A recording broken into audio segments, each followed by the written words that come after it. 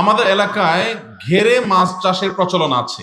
মাছ চাষিরা যখন আড়তদারের কাছে মাছ বিক্রি করতে যান, তখন যে পরিমাণ মাছ বিক্রি করার টাকা পান, ওজনে তার চাইতে অতিরিক্ত দিতে হয়। এটা আমাদের সমাজে নিয়ম হয়ে গেছে। শরিয়ার দৃষ্টিকোণ থেকে এটা জায়েজ আছে কিনা?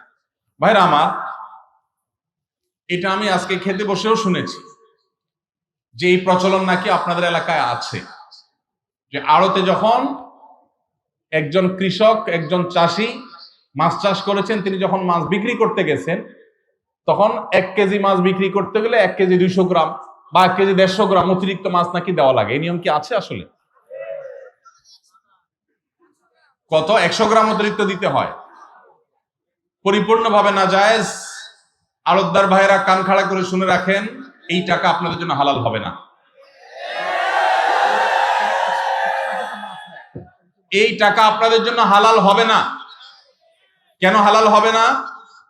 কারণ নবী করিম সাল্লাল্লাহু আলাইহি সাল্লাম বলেছেন, সহিহ মুসলিমের হাদিস, ফাবিমা তাখুযু মালা আখিক, তুমি তোমার মুসলিম ভাইয়ের কাছ থেকে যদি কোনো কিছু নাও, কিসের বিনিময়ে নিলা, সেই বিনিময়টা তোমাকে ক্লিয়ার করতে হবে। আপনি 1 কেজি মাছের টাকা দিয়েছেন, 1 কেজি মাছ নিয়েছেন, এখানে বিনিময় ক্লিয়ার, যে টাকা দিয়েছেন 200 টাকার মাছ নিয়েছেন। এই যে অতিরিক্ত কিছু নিয়ে নিলেন, আপনি কোষ করে কিছু নিয়ে আইলেন, এক্সট্রা কিছু হাত দিয়ে তুলে নিলেন, অথবা 100 গ্রাম ফিক্স করে অতিরিক্ত নিলেন। 5 কেজি মাছ বিক্রি করেছেন চাষি, সেখান থেকে 500 গ্রাম আপনাকে অতিরিক্ত দিতে হয়েছে। এই যে মাছটা নিলেন, এটার মূল্য তো আপনি পরিশোধ করেন নাই, তাহলে ফাবিমা তাখুযু মালা আখিকা প্রশ্নের জবাব আপনি দিতে পারছেন না, বিধায় এটা পরিষ্কার হারাম। এখন এই আড়তদার যদি মাহফিলে টাকা দিয়ে দেয় লাখ লাখ টাকা, তারপরে ওটা হালাল হবে না। এই আড়তদার যদি মসজিদ মাদ্রাসায় হাজার হাজার টাকা দেয়, তবুও সেটা হালাল হবে না। এই আড়তদার যদি হজ উমরা করে, তবুও এটা হালাল হবে না। এই আড়তদার যদি ইসলামের জন্য অনেক টাকা পয়সা দেয়, তারপরও তার এই টাকা হালাল হবে না। আড়তদার ভাইদেরকে বলছি, আল্লাহকে ভয় করুন, সেই দিনকে ভয় করুন যেদিন আপনার এই 500 গ্রাম মাছের জবাব দিতে হবে, বিনিময় দিতে হবে। কষ্ট করে যে আমল করবেন, সে আমলের সওয়াব ওই চাষিকে, মাছ বিক্রেতাকে দিয়ে তারপরে আপনাকে সামনে অগ্রসর হইতে হবে। নবীজি সাল্লাল্লাহু আলাইহি সাল্লাম বলেছেন, আতাদরুনা মানিল মুফলিস, তোমরা কি জানো সবচেয়ে বড় ভিখারি কে? সাহাবায়ে কেরাম বলেছেন, আল মুফলিসু ফিনা মাল্লা দিনার লাহু ওয়ালা দিরহামা। হে আল্লাহর রাসূল, আমাদের মধ্যে সবচেয়ে বড় ভিখারি হলো সে যার টাকা পয়সা নাই। নবীজি বলছেন, না, সেই ভিখারির কথা বলি নাই। সবচেয়ে বড় ভিখারি সে যে দুনিয়াতে হজ উমরা করেছে, নেক আমল করেছে, কোরআন তেলাওয়াত করেছে, দান সাদেকা করেছে, তাসবিহ তাহলিল করেছে, নফল রোজা রাখছে, নফল নামাজ পড়ছে, ওয়াজ মাহফিলে গেছে, ওয়াজ মাহফিল শুনছে, মাহফিলে টাকা দিছে, মাদ্রাসায় টাকা দিছে, অনেক ভালো ভালো কাজ করছে, টুপি লাগাইছে, দাড়ি লাগাইছে, জুব্বা লাগাইছে, সবই ঠিক ছিল, কিন্তু সে মানুষের হক মেরেছে।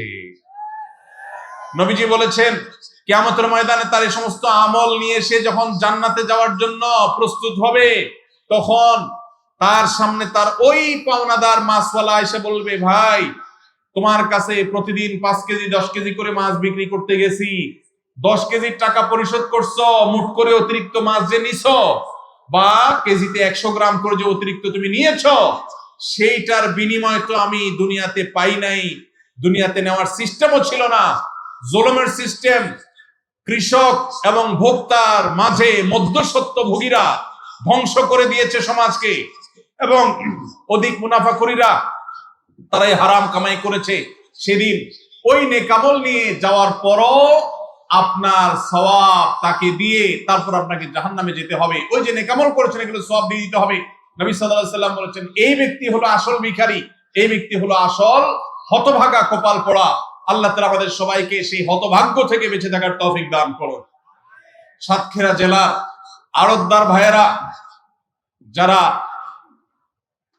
আমাদের মাছ চাষী ভাইদের কাছ থেকে মাছ কিনে থাকেন, আমি আপনাদেরকে করজোড় করে আল্লাহর জন্য আপনাদের ভাই হিসাবে অনুরোধ করি, আল্লাহর জন্য এই হারামকে বর্জন করুন। এটা বর্জন করার জন্য বুকে সাহস দরকার হয়। ওই মাছ বিক্রেতা, মাছ চাষী ভাইয়ের 100 গ্রাম মাছ না নিলে আপনি মরে যাবেন না, আপনি মরে যাবেন না। কিন্তু এই 100 গ্রাম মাছের কারণে আপনার উপার্জনটা হারাম হচ্ছে। অনেক ব্যবসায়ী ভাইরা জানেন না। আমরা তাদেরকে আল্লাহর ভয়, আল্লাহর সতর্ক এটার মাধ্যমে তাদেরকে সংশোধন হওয়ার আহ্বান করছি। ঠিক একই কাজ রাজশাহী এলাকার দিকে হয় আমের সময়, আম বিক্রি করার সময় 10 কেজি আম বিক্রি করা হলো, 20 কেজি আম হলো, 1 মণ আম বিক্রি করা হলো, যারা কিনছে তারা অতিরিক্ত নেয়। যদি বলেন যে এখানে রিস্ক ম্যানেজমেন্টের ব্যাপার আছে বা রিস্ক মিনিমাইজের ব্যাপার আছে, যে আমি অতিরিক্ত নিলাম কেন, কিছু মাছ নষ্ট হবে, কিছু আম নষ্ট হবে, তো ওইটার দায় আমার, ওইটা বিক্রেতার না। বিক্রেতা আমার কাছে বিক্রি করে ফেলেছে, তার দায় শেষ। এরপরে এটা যদি নষ্ট হয়, পচে গলে, তার দায় ক্রেতা হিসাবে আমার, ওইটা বিক্রেতার না। আপনি যে 100 গ্রাম অতিরিক্ত নিচ্ছেন, ঢাকায় যখন মাছ বিক্রি করেন তখন কি ক্রেতাকে 100 গ্রাম বাড়ায় দেন? তাহলে 100 গ্রাম কই যায়? নিজের পকেটে। ঠিক না ঠিক? হারাম এটা বোঝার জন্য পণ্ডিত হওয়ার দরকার নাই, কমন সেন্স হলেই যথেষ্ট। এখন কোন আড়তদার ভাই বলবেন সব আড়তদারই তো এই কাম করে, আমি একলা এটা করলে কি টিকবো? আপনি একা করেন। কেউ যদি শত্রুতা করে আল্লাহর জন্য, সে শত্রুতা সহ্য করেন, তাদেরকে বুঝান যে ভাই আমি হারাম খাইতে পারি না। আল্লাহ আমাদের ভাইদেরকে হেদায়েত দান করুন।